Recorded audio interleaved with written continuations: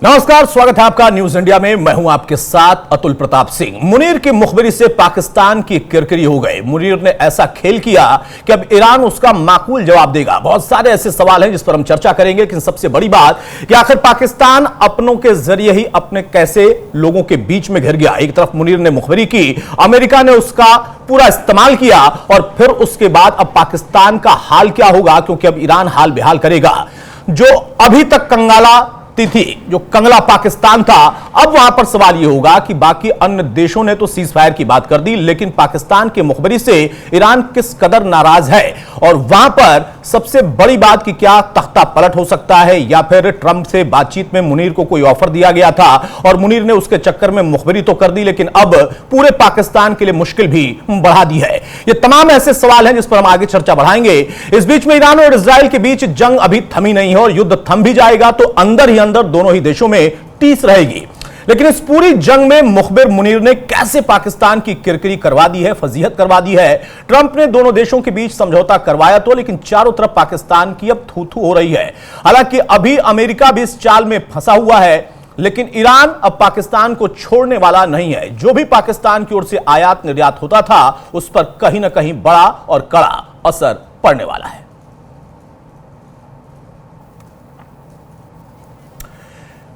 तो मुनीर की किरकिरी किस वजह से हो रही है पाकिस्तान के अंदर, और पाकिस्तान की किरकिरी किस वजह से हो रही है पूरी दुनिया के अंदर, इसको हम आपको समझाएंगे कि असल में सीज फायर पर डोनाल्ड ट्रंप का जो बयान आया उसके बाद इसका सबसे बड़ा असर किस देश पर पड़ेगा।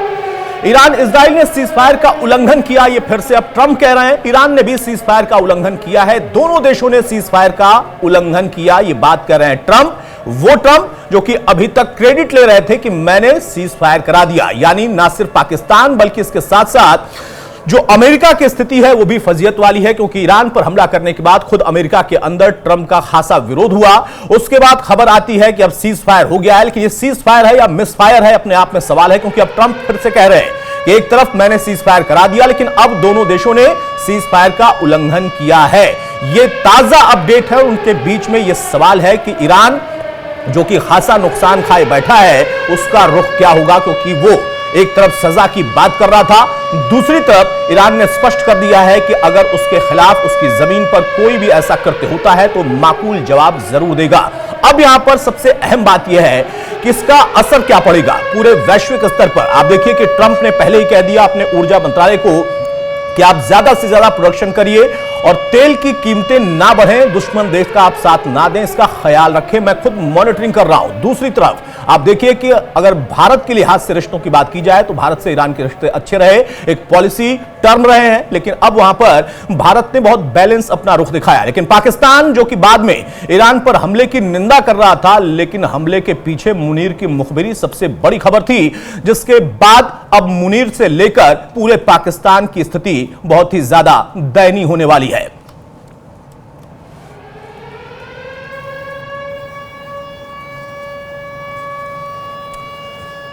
तो ईरान ने सीज फायर का उल्लंघन किया है, दोनों ही देशों ने इसका उल्लंघन किया, ये ट्रंप कह रहे हैं। ट्रंप ने जो इस बात का जिक्र किया उससे साफ तौर पर दिखाई देता है कि ईरान भी अभी पीछे हटने को तैयार नहीं है। अब इसका प्रभाव क्या होगा? मिडिल ईस्ट में सब कुछ क्या फिक्स था, सेट था, क्योंकि ईरान को भी आप देखें तो वो भी अपने पड़ोसी मुल्क से कह रहा है कि गलती से आपके यहां मिसाइल चली गई, लेकिन क्या ये फिक्सिंग के तहत किया गया?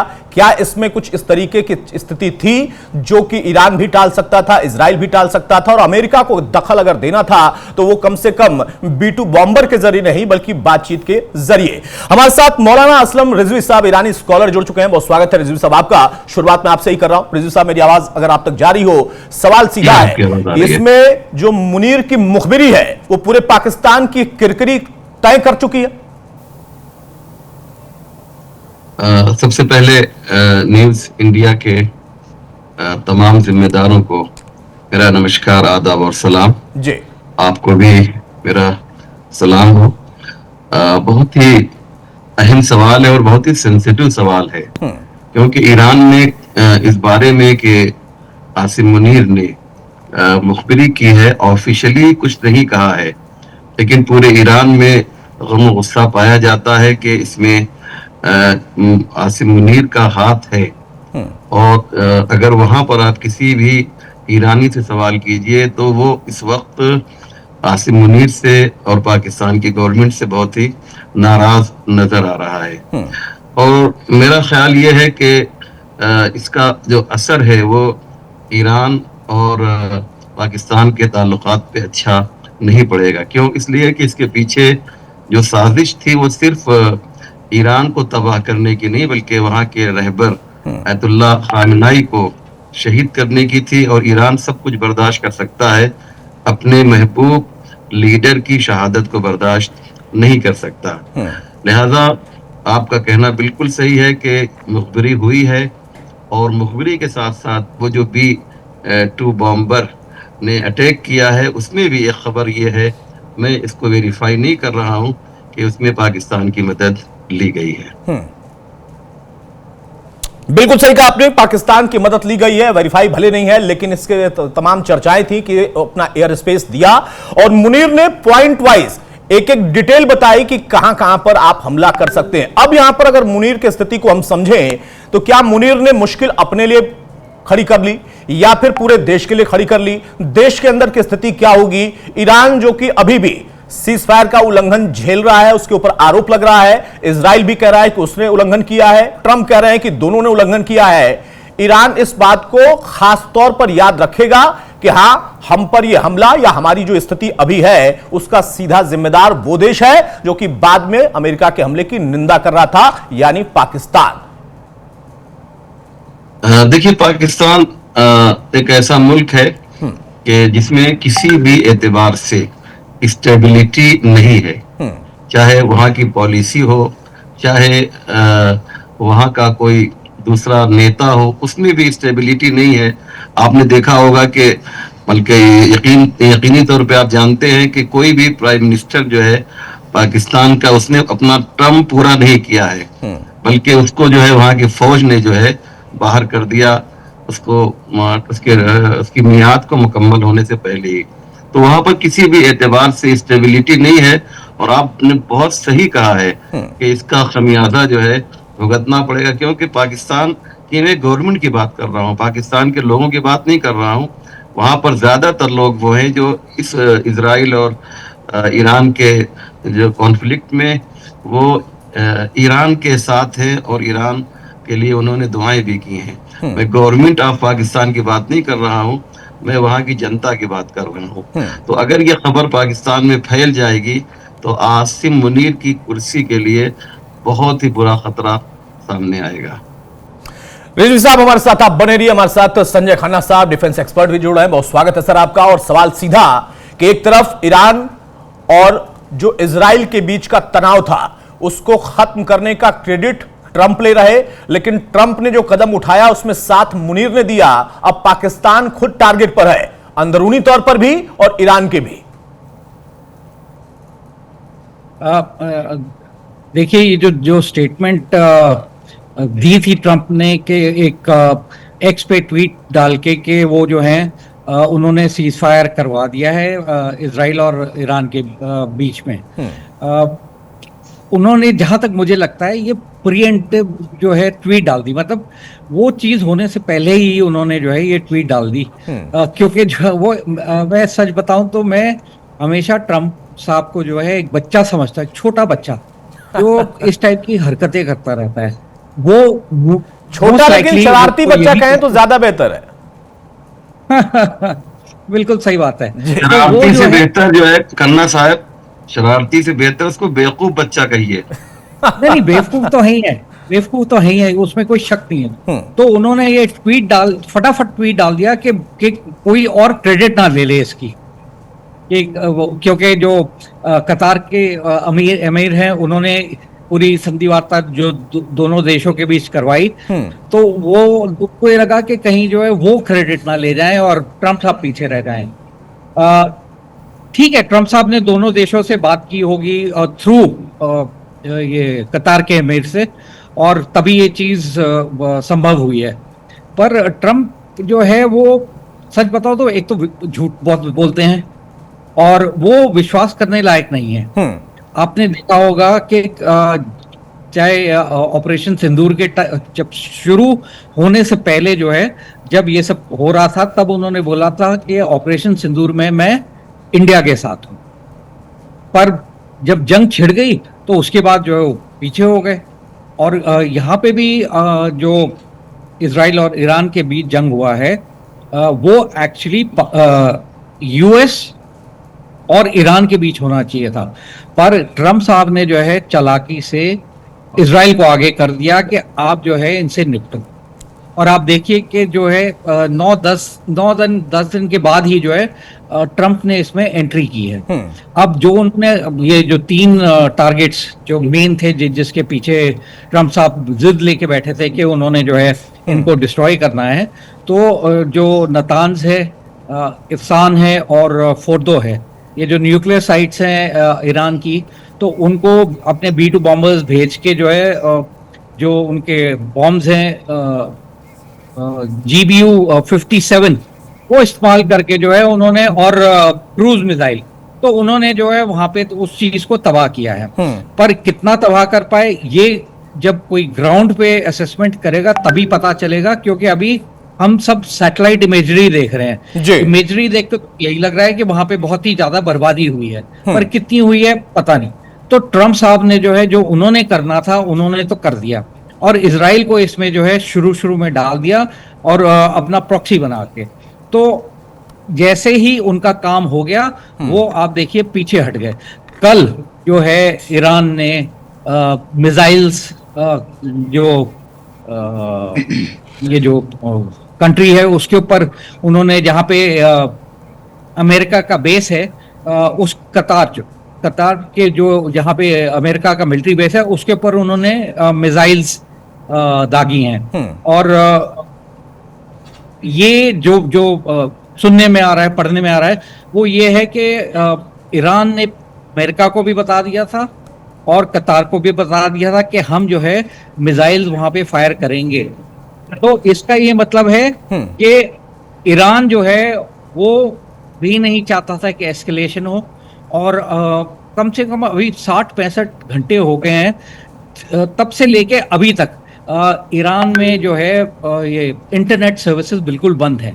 और वहां पे जो है ईरान में सिर्फ स्टेट मीडिया जो है, जो उनका गवर्नमेंट कंट्रोल्ड है, वही मीडिया चल रहा है।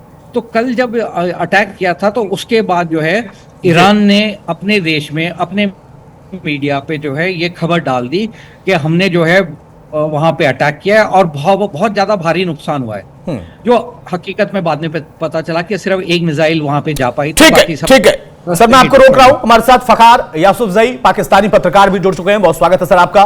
फखार साहब, क्या वाकई पाकिस्तान के अंदर यह चर्चा आम हो गई है कि मुनीर की मुखबिरी भारी पड़ गई, और अब ईरान जिस पर हमले की निंदा पाकिस्तान कर तो रहा है लेकिन हमला कराने का जिम्मेदार भी वही है, ठिकाना उसी ने बताया? Thank you very much and good evening to everyone. Actually अगर आप ये बात कर रहे हैं तो ये जंग तो उससे पहले से शुरू है। इजराइल ने अटैक जब किया था तो उसको 11 दिन हुए हैं। हाँ, इस बात पे थोड़ी सी बात हुई है कि जिस वक्त पाकिस्तान के army chief general Asim Munir की डोनाल्ड ट्रंप से 19 जून को व्हाइट हाउस में मुलाकात हुई थी, तो उस पे लोगों के कंसर्न्स अपने शो किए थे कि क्योंकि उस वक्त हालात ऐसे चल रहे थे कि इजराइल और ईरान की जंग चल रही थी, तो उसके ऊपर अवाम के कंसर्न्स थे। मैं आपको ये बता दूं, हुकूमत के नहीं थे, क्योंकि हुकूमत शायद जो सोचती है और जो अवाम या जनता सोचती है उसमें फर्क होता है।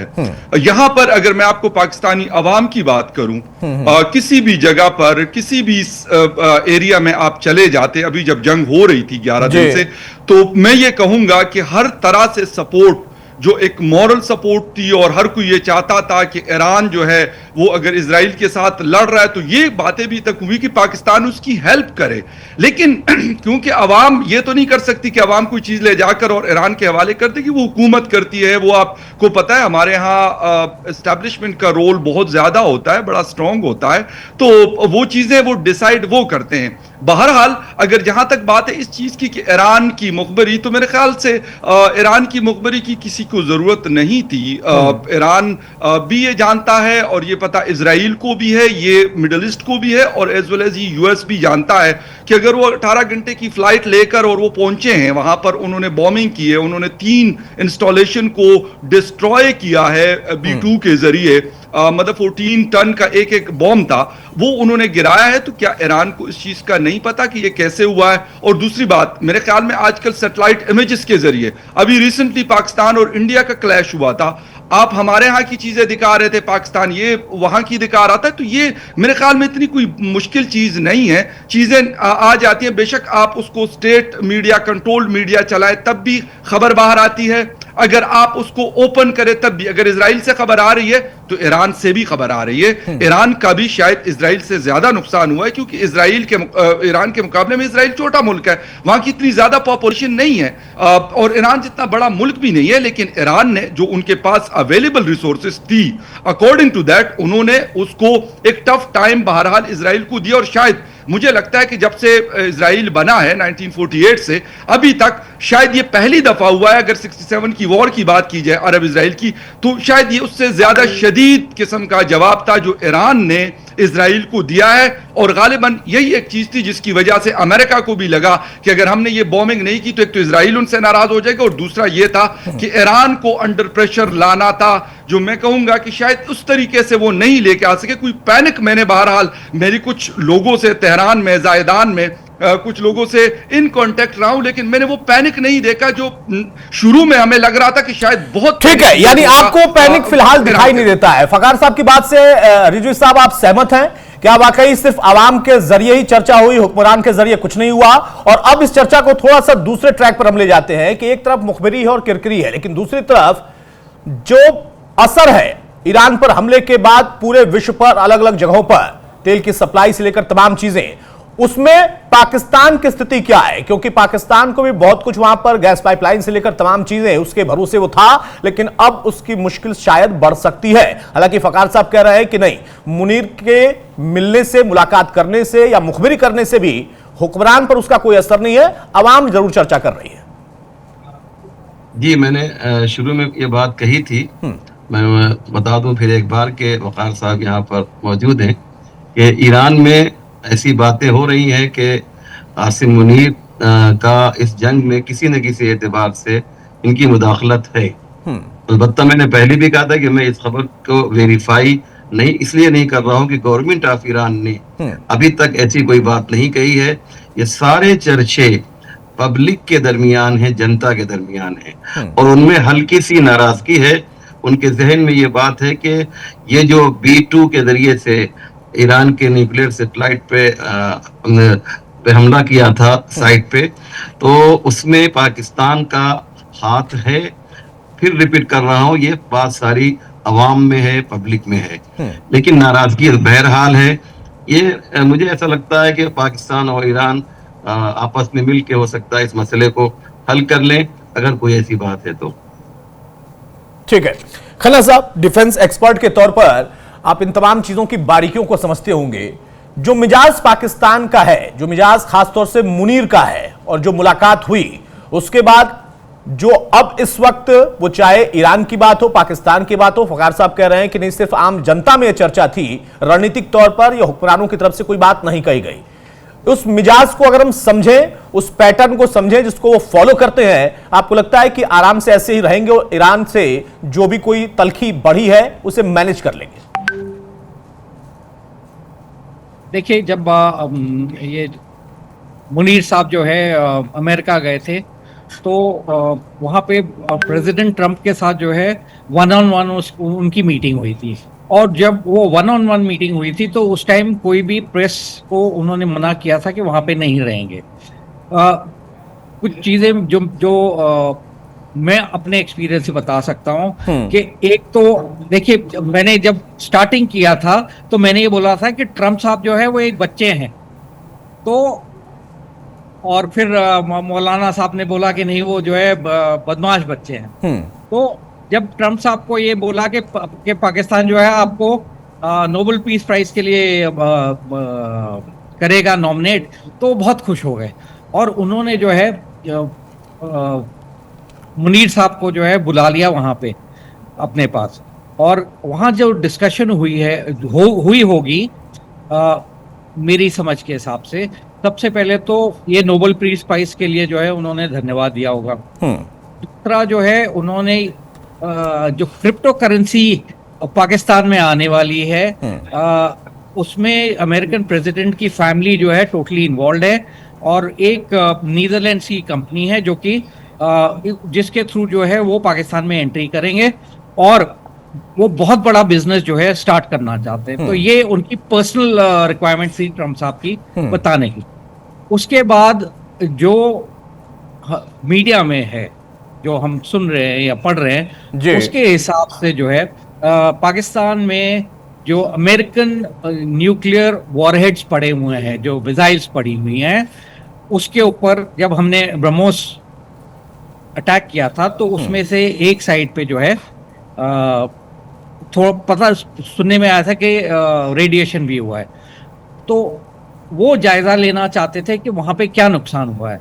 दूसरा, उन्होंने मुनीर साहब को पूछा होगा कि भाई आप ये बताइए कि अब आगे के लिए जो है हमारा न्यूक्लियर आर्सेनल जो है आपके पास वहां पे पड़ा हुआ है पाकिस्तान में, उसका बचाव कैसे करोगे अगर फिर आपका जो है इंडिया पाकिस्तान का जंग होता है।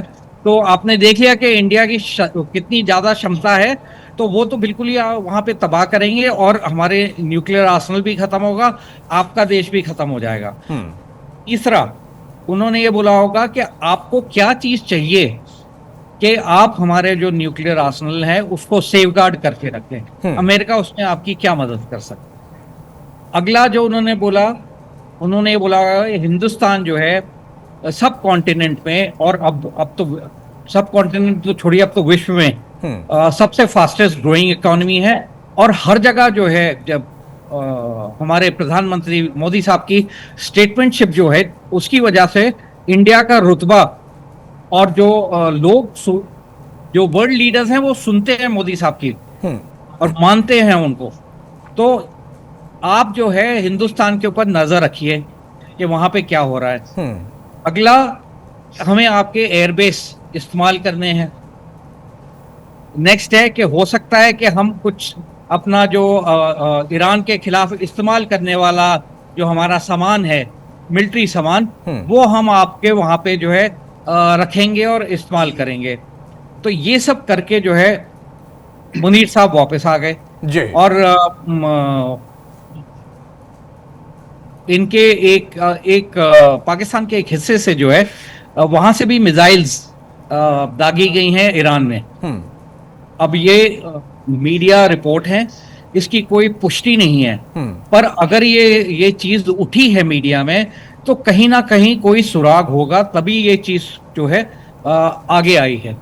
तो ये जो है ठीक है, यानी जो आप कह रहे हैं कि अगर कहीं धुआं है तो जरूर कोई ना कोई आग की बात है, ऐसे ही चर्चा में नहीं आ जाते हैं। और स्पेस को दिया था, एयर स्पेस के लिए जो चर्चाएं निकल कर आई कि मुनीर की मुलाकात के बाद ही अमेरिका को स्पेस मिला, वो सारी चीजें अब देखना ही होगा कि अंदरूनी तौर पर जो वहां पर जो आवाम के मन में चर्चा थी, क्या हुक्मरानों के मन में भी है और क्या ईरान में भी चर्चा आम है। क्योंकि अब वो दोस्ती की बात कर रहे हैं, वो कह रहे हैं कि बड़ी निंदा हम करते हैं कि अमेरिका को ऐसा नहीं करना चाहिए था, मुसलमान भाई पर ही हमला कर दिया, ये भी एक खबर के तौर पर निकल कर आ रही है, इस पर भी चर्चा हो रही है। एक छोटा सा हम ब्रेक लेंगे, आप सभी मेहमान हमारे साथ बने रहे। बड़ी खबर के साथ, ईरान इजराइल युद्ध के बीच पाकिस्तान का रुख बदल गया है। कतर और सऊदी अरब के साथ पाकिस्तान उतर चुका है। कतर सरकार और वहां के लोगों के साथ एकजुटता दिखाई है, कहा सऊदी अरब के साथ मिलकर क्षेत्र में शांति बहाल करने का काम वो करते रहेंगे। तो अब अपना मिजाज भी बदला है और साथ में बयान भी बदला है, रुख भी बदला है, क्योंकि किरकिरी काफी हो चुकी है और अब बैलेंस करने की तैयारी है। सवाल इस बात का है कि क्या वाकई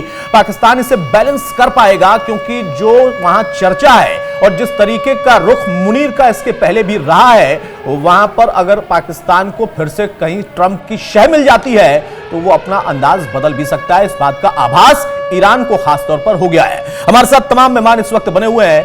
अब इस वक्त सबसे एक छोटा सा कमेंट चाहूंगा खन्ना साहब आपसे, उसके बाद में जाऊंगा फकार साहब के पास।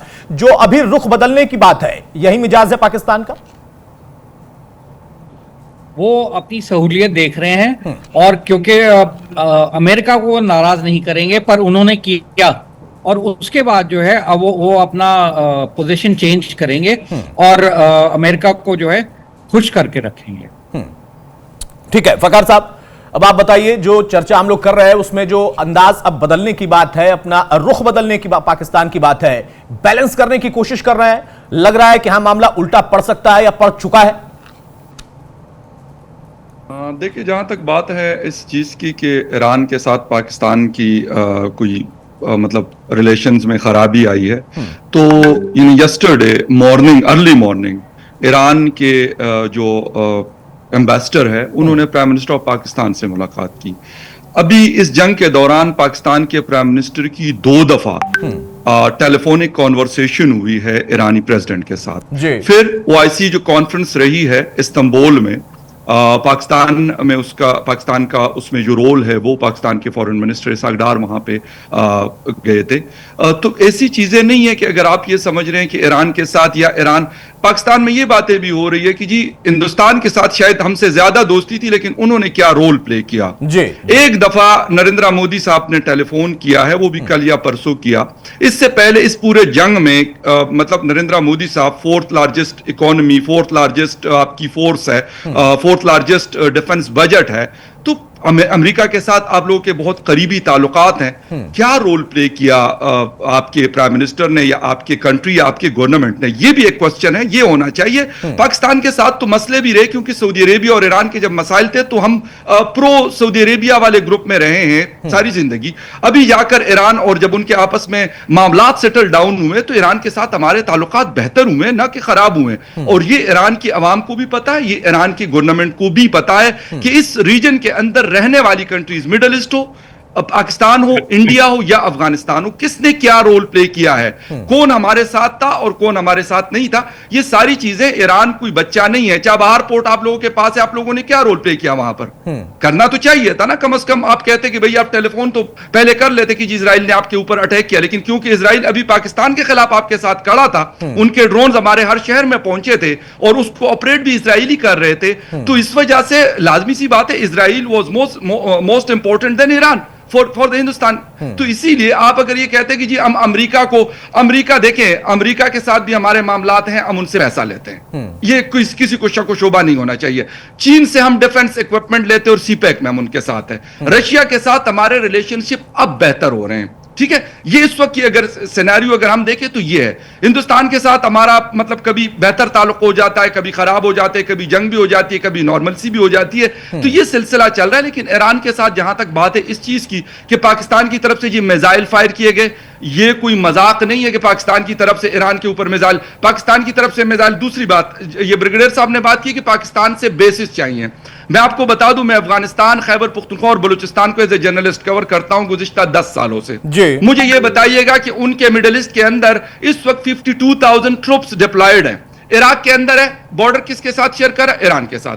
क्या जरूरत पड़ी उनको? जॉर्डन के अंदर उनके ट्रूप्स मौजूद हैं, सऊदी अरेबिया में मौजूद है, कतर में सबसे बड़ा उनका बेस है, कुवैत में है। तो उनको पाकिस्तानी अड्डों की क्या जरूरत पड़ी हुई है कि वो पाकिस्तान से अड्डे इसलिए लेंगे क्योंकि उन्होंने ईरान को हिट करना है। दूसरी सबसे बड़ी बात, इजराइल मिडिल ईस्ट के अंदर मौजूद है, उसके दरमियान कौन सी कंट्रीज आती है? सीरिया, इराक और जॉर्डन आते हैं। वो उनके ताल्लुकात इजराइल के साथ बेहतर है और अभी तक जितने भी इजराइल के फाइटर जेट्स आए उस एयर स्पेस को उन्होंने वायलेट किया या उसको इजाजत दी गई थी। लेकिन किसी ने उनसे नहीं पूछा कि भाई आपके 200 जहाज जब पहले दिन लास्ट संडे को उन्होंने अटैक किया था तो ये 200 जहाज आखिर टेल अवीव या किसी जगह किसी बेस से उड़े थे ना, ये कोई मतलब पाकिस्तान से तोड़ के ईरान में एंटर नहीं हुए थे।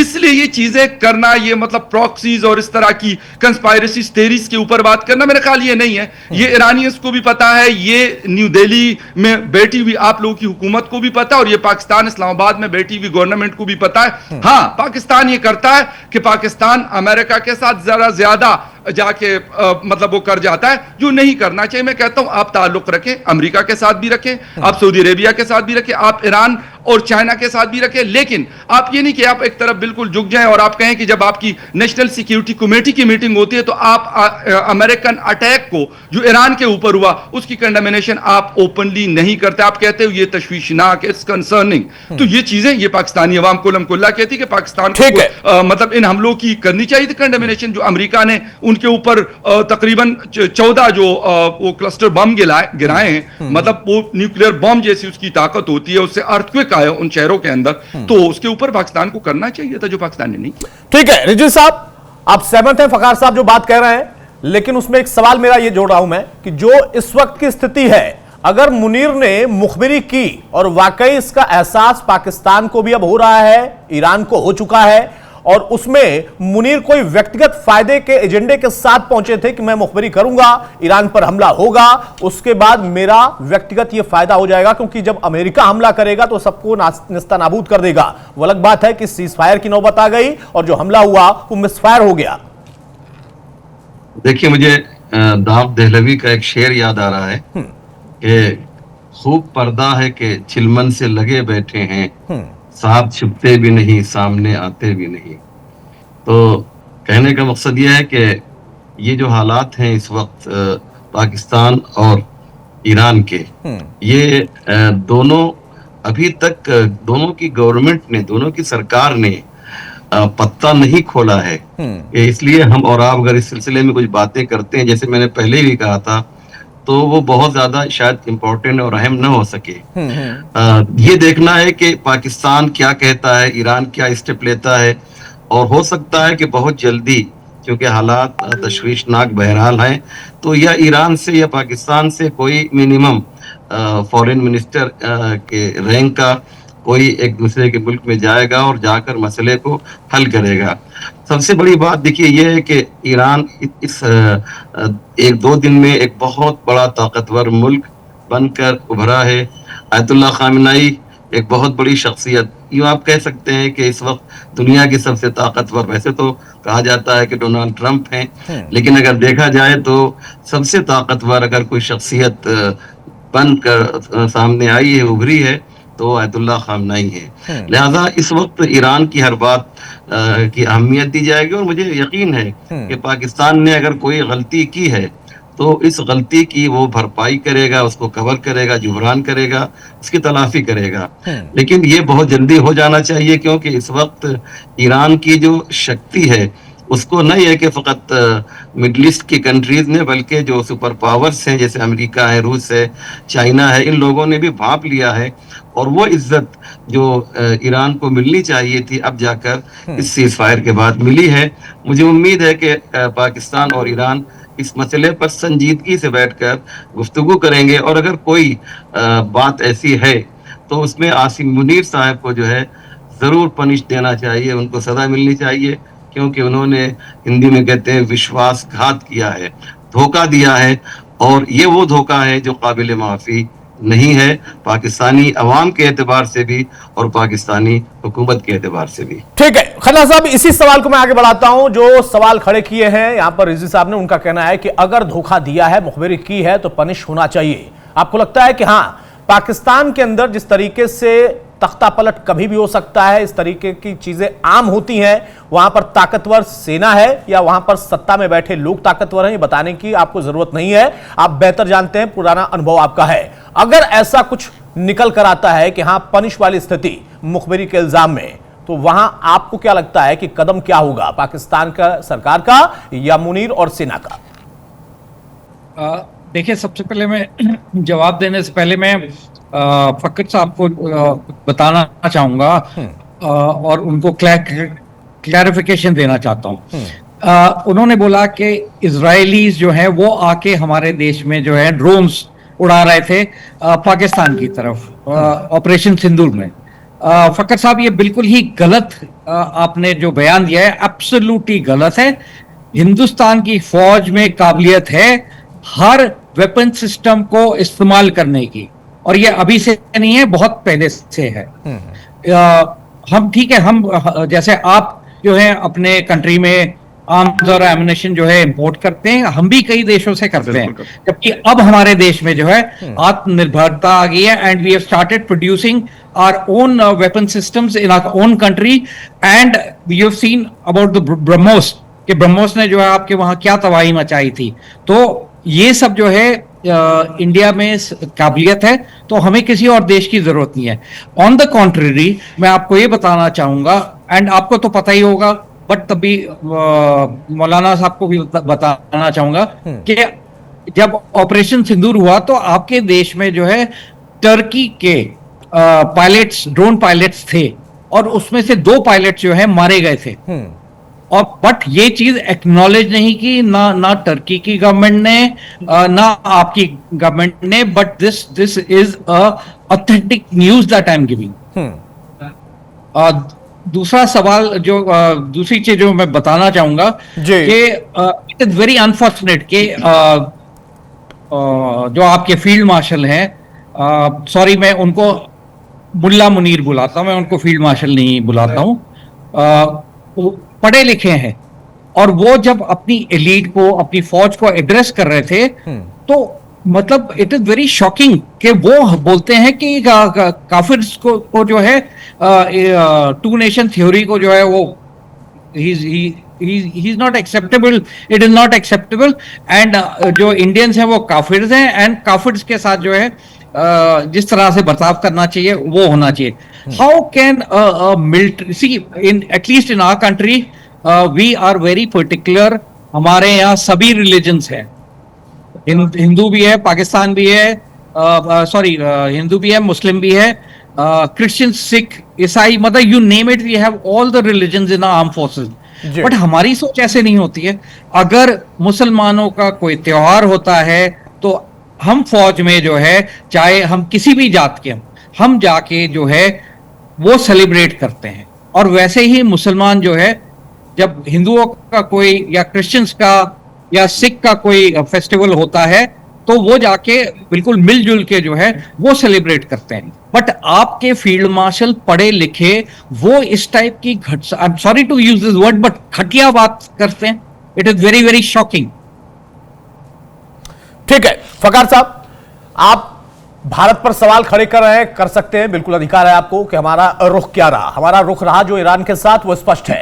कितनी बार फोन हुआ, कितनी बार फोन नहीं हुआ, वो भी अपने आप में स्पष्ट है, या फिर अंदर से कोई बात हुई वो भी स्पष्ट है. लेकिन जिस व्यक्ति के लिए नोबेल प्राइज की मांग मुनीर कर रहे थे और मुनीर की मुखबिरी की चर्चा आम लोगों में, पाकिस्तान के आम लोगों में भी हुई, और उसी व्यक्ति ने ईरान पर इतना बड़ा हमला कर दिया.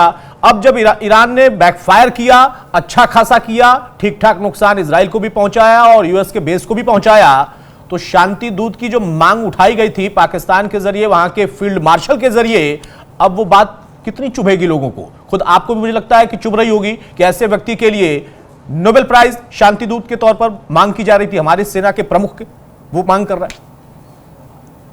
अच्छा, एक बात तो मैं ये बता दूं कि मैं क्वेश्चन पाकिस्तान में बैठकर पाकिस्तानी एस्टेब्लिशमेंट के ऊपर रेस करता हूं, जो शायद आप लोग नहीं कर सकते, मैं करता हूं. और आज से नहीं करता, बहुत शुरू से, जब से मैं अपनी इस मीडिया की फील्ड में आया हूं एज ए जर्नलिस्ट, तो ये क्वेश्चंस मैं रेस करता हूं, बहुत अच्छी बात करता हूं, और होने भी चाहिए. ब्रिगेडियर साहब ने एक बात की जो टू नेशन थ्योरी की, उस पर शॉर्ट सा करूंगा, फिर आपके आंसर की तरफ आऊंगा. देखें, उस चीज के ऊपर जो उनको एक जिस तरीके से सोशल मीडिया के ऊपर, बाकी मीडिया के ऊपर जिस तरह का टफ टाइम मिला, उसको किसी ने सपोर्ट नहीं किया. वो खुद जाकर तो डोनाल्ड ट्रंप के साथ भी बैठे हुए थे अभी. तो क्या डोनाल्ड ट्रंप मुसलमान है? वो शी जिनपिंग साहब के साथ बैठते हैं तो क्या वो मुसलमान है? अगर वो रशियन चीफ के साथ या अमेरिकन चीफ के साथ बैठते हैं तो क्या वो मुसलमान है? ये चीज तो बिल्कुल साइड पे है कि अगर ये वाली कोई चीज करता है, मैं कभी इस चीज को support as a journalist, as a human and as a Pakistani, तीनों चीजों में नहीं करता, रिजेक्ट करता हूं बिल्कुल. जहां तक बात है इस चीज की, नोबेल प्राइज की आपने बात की. नोबेल प्राइज जब अनाउंस किया गया, आधी रात में ये प्रेस रिलीज जारी हुई, और आप यकीन नहीं करेंगे कि मेरे समेत बहुत बेशुमार लोगों ने, जर्नलिस्ट कम्युनिटी हो, सोशल एक्टिविस्ट हो, या जितने भी लोग हो, सब ने इसको क्रिटिसाइज किया. उन्होंने कहा कि यार ये आप कर क्या रहे हैं. इंक्लूडिंग द ईरानियन एम्बेसडर की प्रेस कॉन्फ्रेंस हुई संडे इवनिंग को इस्लामाबाद नेशनल प्रेस क्लब में. उन्होंने भी हैरानगी का इजहार किया कि यार आप एक ऐसे शख्स को नोबेल प्राइज के लिए नॉमिनेट कर रहे हैं जो ईरान पे हमला हो रहा है. तो ये तो नहीं मैं कहूंगा कि नहीं जी हमने उसको बड़ी वाह हमने उनकी की, या हमने उनको बड़ी शाबाशी दी कि यार बहुत अच्छा हुआ आपने ये नॉमिनेट किया उनको पीस प्राइज के लिए. नो, बिल्कुल भी नहीं. बल्कि अब तो ये वाली बातें हो रही कि यार अब क्या आप करेंगे, क्योंकि जब उन्होंने ईरान के ऊपर अटैक कर दिया तो इसके बाद नोबेल प्राइज की जो नॉमिनेशन थी वो कहां जाएगी? पाकिस्तान उसको वापस लेगा या उसके साथ एज इट इज रहेगा? कुछ लोगों ने उसका भी सोल्यूशन निकाल दिया, जो उनके अपने लोग हैं. वो कहते हैं यार ये तो इंडिया पाकिस्तान का जो सीजफायर करवाया था, उसी कॉन्टेस्ट में हमने, पाकिस्तान ने उसकी वो की थी कि भाई आप इनको नोबेल प्राइज दे दे. ओ भाई, वो अमेरिकन प्रेसिडेंट है, वो इजराइल को फुली सपोर्ट करते हैं। इजराइल ने जब अटैक किया था तो उन्होंने ये नहीं बुरा कहा था कि इजराइल ने गलती कर दी कि ईरान के ऊपर अटैक किया, उन्होंने कहा कि अपने डिफेंस में वो करेगा। फिर G7 का जब वहां से जिसे कहते हैं कि ऑफिशियल वो जॉइंट स्टेटमेंट आया, उसके अंदर भी सारी कंट्रीज ने कहा कि भाई जो इजराइल है वो अपने डिफेंस में ये सारा कुछ कर रहा है। अमेरिका उनकी बैक पे होता है तो इजराइल सब कुछ करता है, अगर अमेरिका उनकी बैक पे ना हो तो मेरा नहीं ख्याल, इजराइल की बड़ी ताकत भी होगी, बड़ी टेक्नोलॉजीज भी होगी, मुझे उससे इनकार नहीं है, रिसर्च एंड डेवलपमेंट्स में बहुत वो लोग आगे हैं, इसमें कोई मुझे जरा भी डाउट नहीं इस चीज के अंदर। लेकिन फिर भी अगर हम ये देखें कि अगर वो किसी के साथ जंग करें तो इतना आसान नहीं है, और ईरान ने उनको बता दिया कि भाई आप अगर हमें मारेंगे तो हम भी आपको मारेंगे, बेशक आप अगर हमें 10 थप्पड़ मारेंगे तो हम भी आपको 2-4 लगा देंगे, और उन्होंने दिखाया। इसी वजह से जो नोबेल प्राइज वाला किस्सा है वो काफी गले में फंसा हुआ है गवर्नमेंट ऑफ पाकिस्तान के।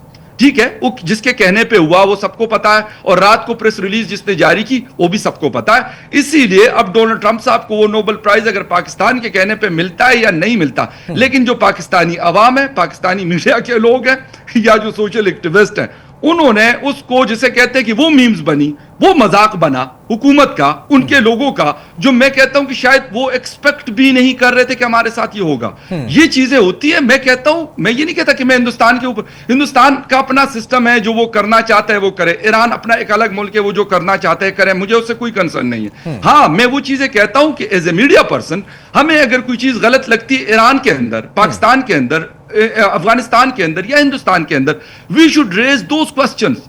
हमें अगर पहलगाम हुआ तो हमें पता होना चाहिए कि पहलगाम हुआ तो हमारे कौन से क्वेश्चन बनते हैं जो हमें रेस करने चाहिए।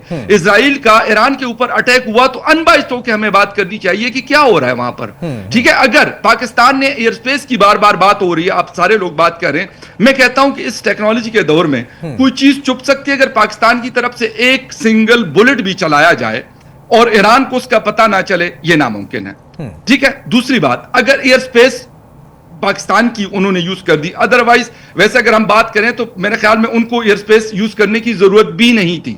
जहां से वो लोग आए हैं उनको क्या जरूरत पड़ी हुई है कि बाकी कंट्रीज में तो मिडिल ईस्ट के सारी कंट्रीज में उनकी डिप्लॉयमेंट है, उनके अपने बेसिस हैं, तो उनके ऊपर से वो आएंगे कि वो मोड़कर अफगानिस्तान और फिर पाकिस्तान, और पाकिस्तान से फिर यहां बलूचिस्तान से फिर वो ईरान के अंदर एंटर होंगे। मतलब एक जिसे कहते बात होती कॉमन सेंस की, मैं वो बात करूंगा। मुझे ये नहीं है कि अगर पाकिस्तान ने स्पेस दी और मुझे पता चला है तो मैं उसको कहूंगा कि नहीं नहीं यार ऐसा नहीं हुआ था, मैं एक्सक्यूजेस नहीं दूंगा उसके ऊपर, मैं ओपन बात करूंगा कि क्यों दी, नहीं देनी चाहिए। सही बात है, बिल्कुल सही बात है। मैं आपकी इस बात से बिल्कुल सहमत हूं, और एक पत्रकार के तौर पर आपने उन्हीं पॉइंट्स को रेज भी किया है। यूएई कतर के ऊपर से उड़ के आए हुए क्यों आए हुए हैं। ठीक है, रिजवी साहब, फकर साहब ने अच्छा पॉइंट रेज किया। उनका कहना है कि अगर कुछ ऐसा हुआ है तो वो छिप नहीं सकता है, और अगर छिप नहीं सकता है तो खुलकर सामने आएगा ही, ईरान के जरिए आएगा, पूरे विश्व के जरिए आएगा। लेकिन अब जो तस्वीर यहां पर बनी है, पाकिस्तान जैसे बैलेंस करने की कोशिश कर रहा है, वो अब ईरान पर निंदा कर रहा है कि हमला नहीं करना चाहिए था अमेरिका को, यानी अब वो अपनी स्थिति को सिक्योर कर रहा है। लेकिन मिडिल ईस्ट में और वो तमाम जो कंट्रीज हैं वहां पर पाकिस्तान क्या एक्सपोज हो चुका, या फिर पाकिस्तान बैलेंस करने में अभी भी इतना स्पेस रखता है कि कर लेगा? बिल्कुल सही कहा आपने। वो यही करना चाह रहा है कि दुनिया के मुल्कों को ये बताए कि हम अमेरिका के बिल्कुल ही गोद में जाकर नहीं बैठे हैं।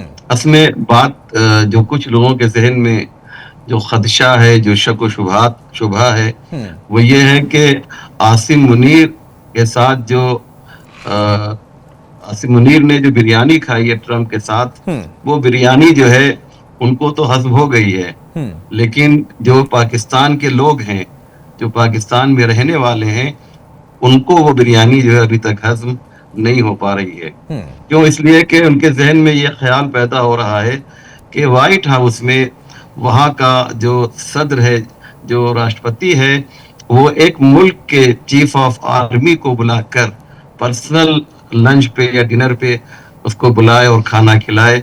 ये अमेरिका के हिस्ट्री में अभी तक तो नहीं हुआ था। आखिर इस शख्स में कौन सा सुरखाब का पर लग गया है, ये पाकिस्तान के लोग सोच रहे हैं कि इस शख्स के कौन सा सुरखाब का पर लग गया है कि उसको जो है मखसूस डाइनिंग टेबल पे बुलाकर 1 घंटे से ज्यादा आपने बात की आसिम मुनीर से, और बात करने से पहले तमाम प्रेस वालों को दूर रखा। ये तमाम बातें ऐसी हैं, देखिए इंसान की फितरत है कि वो सोचने पे मजबूर होगा आखिर इसके पीछे राज क्या है। अगर ये राज फाश नहीं होगा तो आप जैसे जो जर्नलिस्ट हैं वो सवाल करने पर मजबूर हो जाएंगे, और आपका सवाल बिल्कुल वाजिब और लाजिम और जरूरी होगा कि हम ये जानना चाहें कि आखिर वो कौन सी इस बिरयानी के पीछे जो खाई गई है वो कौन सी खिचड़ी है जो पाकिस्तान और अमेरिका के दरमियान पक रही है। खन्ना साहब, बिरयानी का जिक्र कई बार कर दिया है रिजवी साहब ने। अब सवाल इस बात का है ना कि बिरयानी तो जिसने खिलाया और जिसने खाया वहां तक तो ठीक था, लेकिन रायता पाकिस्तान के लिए फैला दिया। बिल्कुल बिल्कुल। सबसे पहले तो जब वहां पे पाकिस्तान में इलेक्टेड गवर्नमेंट है, वहां पे प्रेसिडेंट है, प्राइम मिनिस्टर है, ट्रंप साहब को मेरे मतलब ये चीज हजम नहीं हो रही है कि उनको ना बुला के जो है उन्होंने आसिफ मुनीर को जो है वहां पे न्योता दिया और इतना मतलब 1-on-1 मीटिंग कर रहे हैं। ना कोई एड्स थे, ना कोई आसपास था, और वो जो है दोनों वार्तालाप कर रहे थे। कुछ समझ में नहीं आया है, और ये मेरे को 100% यकीन है कि मुल्ला मुनीर जो है वो अपना पाउंड ऑफ फ्लेश लेके आए हैं, और जो अमेरिका को वो पाउंड ऑफ फ्लेश देना था पाकिस्तान ने, वो उनको मिल गया है। तो दोनों में जो है वो ये वार्तालाप हुआ है, और अब ये आगे जो आने वाला समय है वही बताएगा कि एक्चुअली क्या दोनों में वार्तालाप हुआ है और क्या ग्राउंड पे जो हरकत हुई है उसके बाद।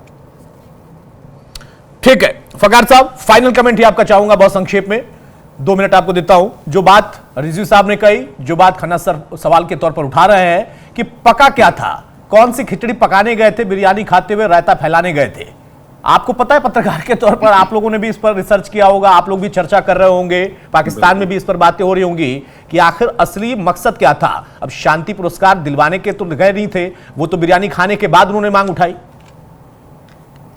देखिए ये क्वेश्चन यहाँ पर बहुत सारे लोगों ने इंक्लूडिंग मी, हमने ये क्वेश्चन रेस किया कि इंडियन प्राइम मिनिस्टर से उनकी जनवरी फरवरी में गालिबन मुलाकात हुई थी, जब वो 2-3 रोजा दौरा करके अमेरिका से आए थे।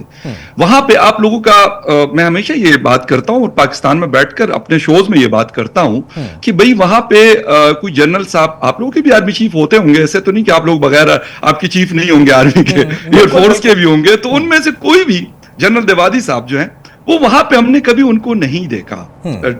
मतलब नरेंद्र मोदी साहब के साथ यहाँ पे भी वो दौरे पे जाते हैं, अभी रिसेंटली करके आए G7 और पता नहीं कहां से फिर के आए वो, लेकिन वो उनके साथ नहीं होते। हमारे यहाँ अनफॉर्चुनेटली एक उल्टा सिस्टम है, और मैं बिल्कुल रिजवी साहब से भी और ब्रिगेडियर साहब से इस पे बिल्कुल एग्री हूं इस बात पे। वो कह रही जी यहाँ पे प्राइम मिनिस्टर है, यहाँ पे प्रेसिडेंट है, बिल्कुल है सर, यहाँ पे फॉरेन मिनिस्टर और डिफेंस मिनिस्टर भी हैं, शायद आपको पता हो या ना हो, लेकिन वो भी हैं। अब वो क्या करते हैं, वो ये करते हैं कि मतलब इस मीटिंग के अंदर prime minister, defence minister and आपके फॉरेन मिनिस्टर, इन लोगों को होना चाहिए था। वहां पर कौन है, हमारे नेशनल सिक्योरिटी एडवाइजर जो ISI को भी लीड करते हैं, हमारे फील्ड मार्शल साहब एंड हमारे DG ISPR साहब, ये 3 लोग इस मीटिंग में थे। और उसके बाद फिर यहाँ पर हमारे प्राइम मिनिस्टर साहब बैठे हुए कैबिनेट मीटिंग को चेयर कर रहे हैं, और जी हमने ये सड़क नहीं बना दी और ये नाली नहीं बन गई, और ये मतलब क्या कर रहे हैं आप। हमारे फॉरेन मिनिस्टर फिर जब इस्तांबुल जाते हैं OIC कॉन्फ्रेंस में, तो वहां पर फील्ड मार्शल साहब उनके साथ हैं। होना ये चाहिए कि अमेरिका वो जाए तो ये मतलब फील्ड मार्शल साहब को अगर वो साथ लेके जाए, क्योंकि पाकिस्तान का हम सुनते आ रहे हैं, यही सुनते आ रहे हैं कि जी इनके बगैर नहीं होता काम, ठीक है, लेकिन कम से कम कोई पॉलिटिकल आदमी, कोई कैबिनेट का आदमी तो एटलीस्ट उनके साथ हो। मोहसिन नकवी साहब हमारे होम मिनिस्टर हैं, वो गए थे अमेरिका, उनके साथ आपने वीडियो देखी होगी, वो मॉल वगैरह में फिर रहे हैं, लेकिन वो भी इवन नहीं उनके साथ अंदर जा सके। जो कोई इलेक्टेड बंदा नहीं है वो हमारे होम मिनिस्टर। बिरयानी एक ही प्लेट शायद मंगाई होगी ना ट्रंप ने, नहीं मतलब। और एक और चीज मैं आपको बता दूं कि जो व्हाइट हाउस का लंच है ना, सर वो फ्री नहीं होता। अगर कोई ये कहता है ना, वो मैं कहूं, वो ब्रिगेडियर साहब के, रिजवी साहब के, या आपके, या कोई और XYZ के, वो फ्री सर नहीं होता। उसके बदले में कुछ ना कुछ होता है, बल्कि बहुत कुछ होता है। जो बंदा इमरान खान साहब से मिलने के फरकान साहब, यही तो अब चर्चा का विषय है, जो आपका भी सवाल है वही हमारा भी सवाल है, वही रिजवी साहब का भी सवाल है, खन्ना सर का भी वही सवाल है कि कुछ न कुछ तो होता है, लेकिन होता क्या है और हुआ क्या यही नहीं पता है, बाकी तो रायता बड़ा है। हाँ, खन्ना साहब कुछ कह रहे हैं, बहुत संक्षेप में सर, बहुत शार्प। बिल्कुल, देखिए मैं फकर साहब के को बहुत मुबारकबाद देता हूं कि वो बहुत ही बैलेंस्ड उनकी व्यूज हैं, और जो उन्होंने जिस तरह से बातें बताई हैं और संक्षेप में भी और डिटेल में भी, I really appreciate what you said, and I found you a very very reasonable man, which sorry to say most of the Pakistanis are not, but you're a reasonable man, so thank बिल्कुल you सही बात है, much बहुत for your- authentic बात कही, बहुत ही logical उन्होंने अपनी बात रखी है, सवाल भी पूछे हैं और सवालों के कुछ जवाब भी उन्होंने दिए हैं। बहुत शुक्रिया खन्ना साहब आपका, रिजवी साहब आपका, फकर साहब आपका भी। तो मौजूदा दौर में पाकिस्तान की स्थिति किरकिरी वाली हो गई है, क्योंकि मुखबिरी मुनीर ने कर दी थी, मुलाकात अकेले कर ली थी, बिरयानी खाया लेकिन रायता फैलाया पाकिस्तान में। बैलेंस होगा कि नहीं होगा, यह पाकिस्तान विचार कर रहा है। नमस्कार।